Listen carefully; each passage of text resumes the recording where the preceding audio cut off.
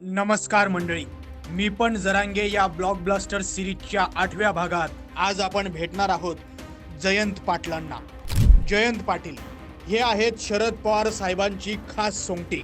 ही एक अशी सोंगटी आहे जिनं आयुष्यभर कोणत्या न कोणत्या पदासाठी आशा अपेक्षा लावली, पण पवार साहेब तर पवार साहेब, अपेक्षा लावणाऱ्यांना कसं निराश करायचं हे त्यांना चांगलंच ठाव आहे। पण तुम्हाला माहिती आहे का, एक काळ असा होता जयंत पाटील हे पवार साहेबांचे पहिले जरांगे होते। पवार साहेब जसं म्हणतील तसं ते करायचे।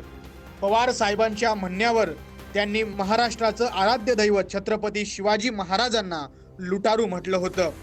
जयंत पाटलांना वाटलं साहेबांच्या मनासारखं वागलं की पवार साहेबांच्या हृदयातली जागा आणि महाराष्ट्राच्या राजकारणातलं अढळ स्थान मिळेल।